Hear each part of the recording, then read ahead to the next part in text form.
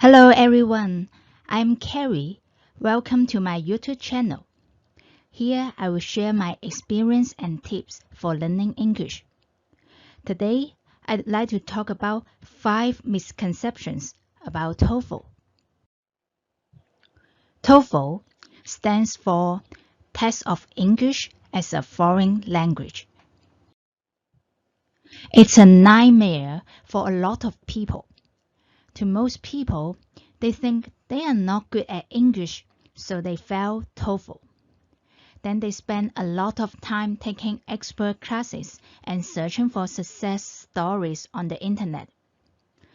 I had also done these silly things before, and I found that doing many of these things were useless. Now, let's get started.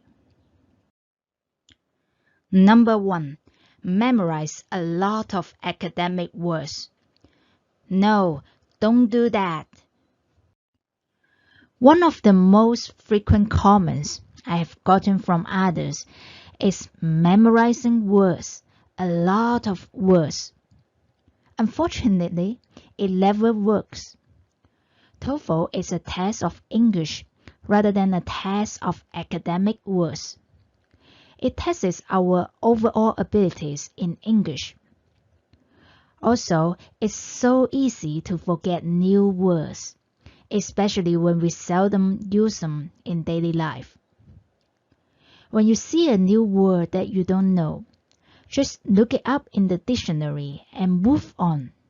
There's no need to force yourself to memorize. Number 2, figure out the meaning of every single word.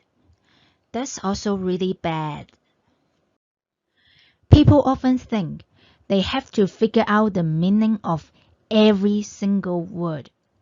But TOEFL is an exam that we need to finish in limited time. We don't have enough time to understand every word when reading or listening to a passage. Therefore, what we need to do is making our reading and listening skills faster and more accurate. This will help us avoid spending too much time reviewing words, so we can finish TOEFL within the given time. Number 3, take notes in abbreviation. Actually, that's unnecessary. TOEFL is famous for its questions having long audios. The time for lectures and audio checks is 21 minutes. So some people suggest taking notes, especially taking notes in abbreviation. Some people even want to learn the abbreviation system of English. Unfortunately, for most people, it's not that effective. It's difficult to study TOEFL, so don't challenge yourselves by learning another difficult system. Feel free to use your own language or symbols that you are familiar with to take notes.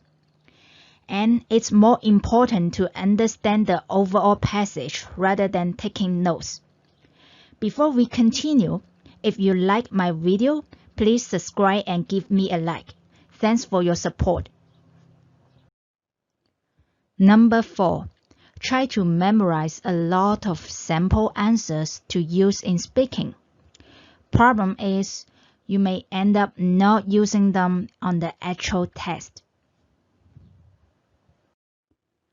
Some experts suggest memorizing good sample answers from TOEFL practice. However, this method takes a lot of time and effort, and those things that you memorize may not be that helpful. In my opinion, it's more important to create a template to guide your speaking. For example, on TOEFL, we often need to listen to part of a lecture and paraphrase after. To do that more easily, we can set up a template that looks like this. Then you can practice again and again filling in the template. Number 5, review old materials too much. You know what? That's a waste of time. It's important to check answers and figure out what you don't understand after practicing. But never spend too much time reviewing or summarizing these old materials. We are talking about getting a high score in the least amount of preparation time. If you can't figure out some questions, move forward and practice on new materials.